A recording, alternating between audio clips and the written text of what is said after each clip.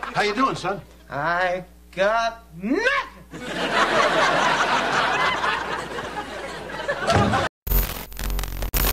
These videos are not for children. If you are a children, then piss off. Hey there, I'm Infuso, and you may know me, well, if you do, from my The Day Insert TV Show Name Here Died series. Now lately, I've been following up these videos with a related one. The Day 2.5 Men Died got a follow-up with a video on the series finale. The Day Friends Died is getting a follow-up with the Joey series. The Day The Office Died is getting a follow-up with a look back at an attempt that they made for a spin-off series that never came to fruition, thank God. So I think it's only fair that my The Day That 70s Show Died gets a follow-up with a look back at That 80s Show. Now let me make this clear. I'm kind of in uncharted territory here. This is just as new for you as it is for me, because I've actually never seen this show, nor would I have any intention to ever watch this series had it not been for this channel. So join me in my first ever viewing of a show that lasted a grand total of 13 episodes. Yeah, I'm sure it's a real underrated gem. I'm definitely gonna enjoy this. The show focuses on a young Dennis Reynolds. I'm Dennis Reynolds. I'm just gonna keep doing this. Hold on, let me look something up real quick. The show focuses on Corey Howard, a young man who struggles with his music career and his hairstyle. Good God, Glenn, what even is that on your head and how did it get there? Corey lives with his sister, a typical valley girl / environmentalist, and his divorced father who is very into himself and women half his age. Corey works at a record store with an 80s caricature. See, I don't feel like I'm saying that right. I know that I am, but it doesn't feel that way. Pronounce caricature. Caricature.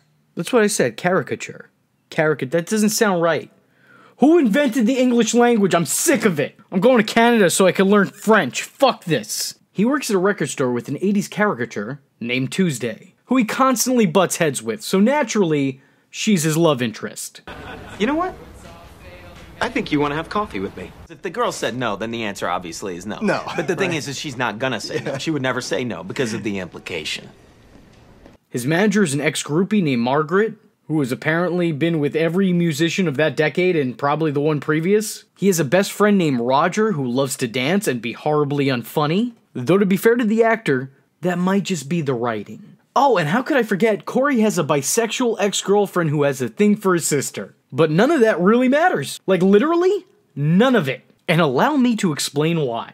I think one of the things I hate the most about this series, and is probably a major reason for the show not being the hit its parent series was, is from an over-reliance on the 80s. Look, here's the first scene that you see in the very first episode. This is the first impression of the series. And immediately, it face you with time period jokes. Hey, is my nose bleeding? Nah, you're good. On a portable phone! No, it's not a payphone. It's a portable phone! Hell, even the lyrics to the theme song to the show were "I'm living in the 80s." Yeah, thanks for the reminder, but I think I already got the picture. And so that obviously creates a disconnect from its audience. Maybe some people get a kick out of this and feel a little bit nostalgic for it. But I don't. I wasn't around for the 80s. Hell, I wouldn't be born till a decade after the 80s. So none of this means anything to me. Now in contrast, I love That 70s Show. I loved it as a kid, and I love it even more now being an adult. Because now I'm able to understand a bunch of the references I didn't get back then. Let me tell you, that circle in the basement really hits home now. And what do I know about the 70s?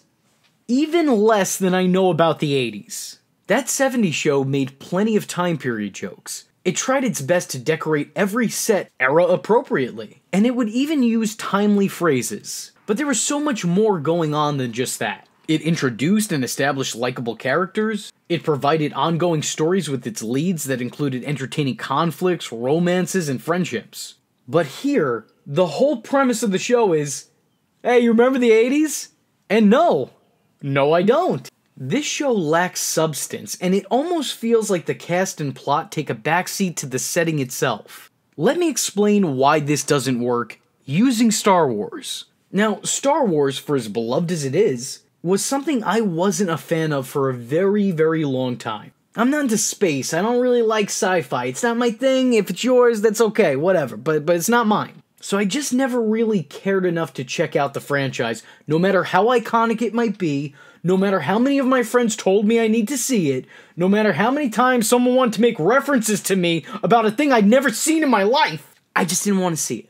I didn't care for it. I was happy going to my grave without having ever seen a Star Wars movie. Because I don't like stars and shit. However, when I finally did give it a try back in 2016, I ended up really enjoying it. Because it's not just about space. I mean, space is the setting, but there's conflict, there's characters, and whatever the hell this thing is, I don't know, it looks like one of my dogs. What am I supposed to do with this? The setting of anything is important, of course, but it should almost never be the focal point of a project.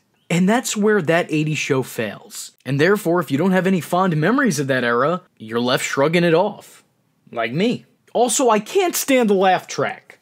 The older I get, the more I come to despise laugh track sitcoms. I know when to applaud. I don't need a group of unseen people alerting me as to when something funny was said or done. It annoys me when I watch That 70s Show. It annoys me when I watch How I Met Your Mother. It doesn't annoy me too much when I'm watching Friends, and I'm not really entirely sure as to why. But more than any of those previously listed shows, it annoys me the most when watching this. It's just so loud and obnoxious and unnecessary and overused, and I can keep going on like this. To top it off, the jokes that said audience are laughing at, they're not even all that funny to begin with. You're trying to get me to laugh along, and instead it's making me hate people that I physically cannot see. And also the people that I can see, the ones I'm looking at right now. I do not like them. And don't even get me started with the transitional shots. Oh look, they're going through records because it's the 80s and people bought records and the show takes place partially in a record store. Oh man, that's some good shit you got right there. Don't change a thing. Mwah, perfect.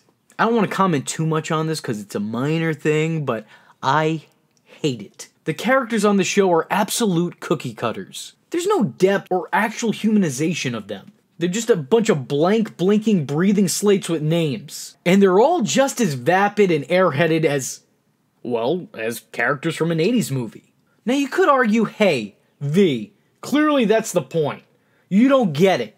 But again, that 70s show had actual characters who came across like real people. That's why so many younger viewers were able to relate to them despite them existing decades before some of its audience ever existed. And this is nothing against the actors of the show. As a matter of fact, I happen to really like most of them. Glenn Howerton plays a golden god in It's Always Sunny in Philly. I am the king of the mountaintop. I reign supreme over everyone in this school. I am the golden god! Shyler Lee, I'm butchering your name, but get a normal one, was great in Not Another Teen Movie. And she's also pretty good in the Arrowverse. Actually, she's so good that before I looked this up, I had no idea that this was that actress. But I love her even more for it now. Plus, she was smoking hot in that Marilyn Manson video back in the day. I think we all have fond memories of that. I know a barely pubescent me did. Brittany Daniel was really funny in White Chicks in that one episode of That 70s Show. Eddie Shin I've seen show up in several shows I've talked about on this channel, including 2.5 Men and Anger Management. Joff Pearson was decent in Leave It to Beaver, and I happen to really, really like him in World's Greatest Dad. Seriously, side note, guys, if you haven't seen that movie, go see that movie. One of Robin Williams' absolute best. Junie Cortez is a dick in that movie. I love it. It's great. Margaret Smith's stand-up is actually pretty funny, and she's currently writing for Ellen. And while I can't sit here and act like I've seen Tinsley Grimes in anything at all, she doesn't seem half bad here. It's kind of a shame that, things didn't pan out for her. So the fault is clearly not on the actors themselves. They're talented enough. This comes from a writing standpoint. These characters just don't stand out, despite some of them having very stand-out-ish appearances. Also, the dad creeps me out. He's an older man who's hitting on his son's ex-girlfriend who is very openly trying to pursue his daughter. Yikes, man. Just yikes. Throw the whole father out. Throw the whole show out. Don't even do it. You know what? Burn it. Incinerate it. Nobody should know that this was a thing. Burn this. This must never be seen by anyone. All copies. Destroy them. But you know what's truly crazy? What's really outrageous? is that for the most part, my complaints on this show were written down after I watched the very first episode. And I figured, hey, if they don't carry over to the other episodes, I'll just erase what I wrote down and critique something else about it. But no! Nothing changes from episode 1 to episode 13. The pilot is the perfect representation of what this series brought to the table. Nothing. Absolutely nothing. I hate this show in ways I have never hated a show before. Except for The Big Bang Theory. I don't care what you tell me in my comment section. That's your opinion. You can like it. You have the right to have terrible taste. I mean, after all, you did click on one of my videos, so clearly your thought process is highly questionable at best. It's so weird for me because even in shows that aren't necessarily good and are definitely not liked, I'm still usually able to find a silver lining. I didn't entirely hate the show Joey.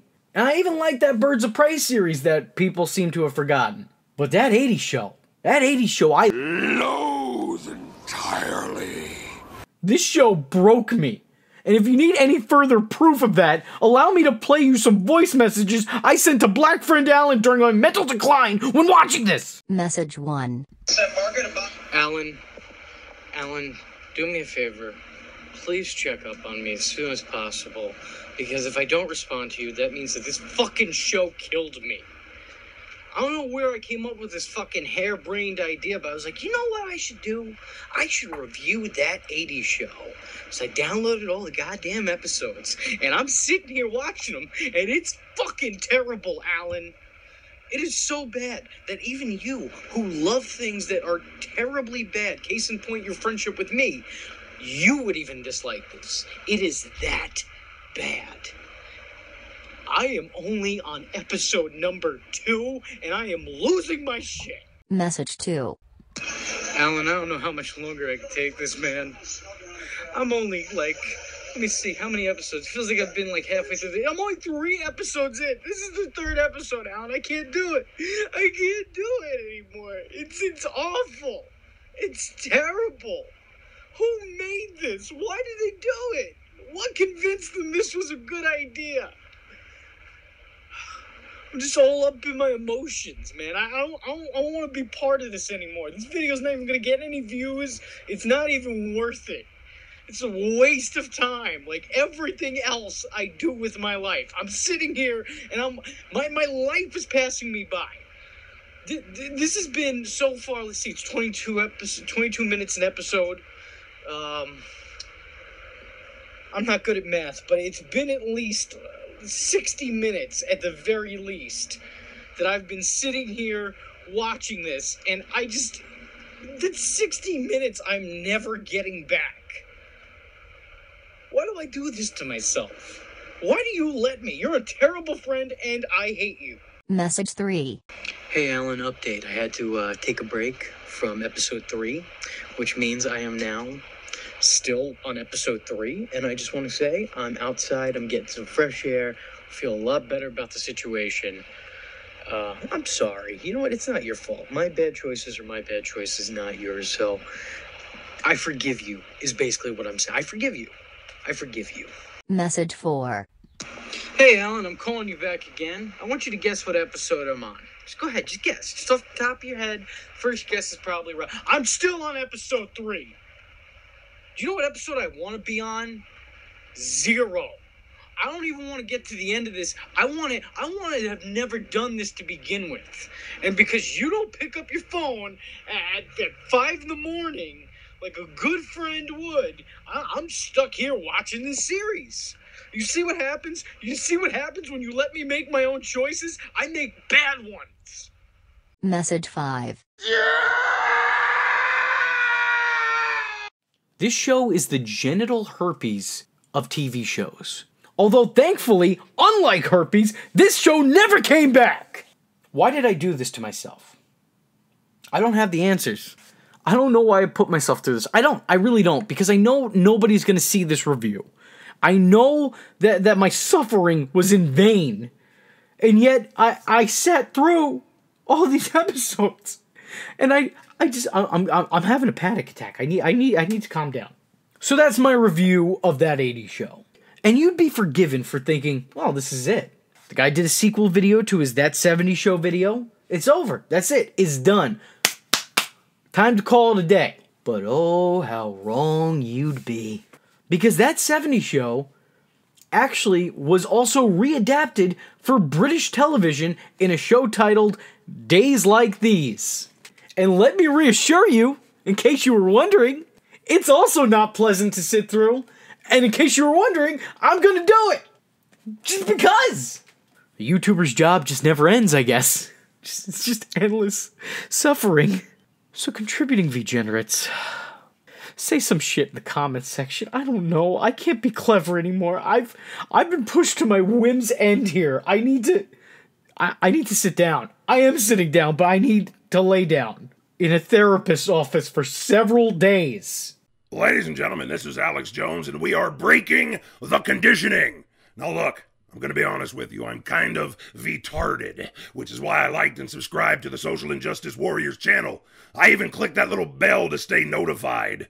You have to look into it, people. But then I began to uncover what I believe to be a secret, nefarious plot orchestrated by Zionist reptilians. Now give me a second. Digging deep, I discovered that he wants you to quote-unquote follow him on Twitter. Now think about that for a minute. What kind of person, what sort of individual wants you to follow them?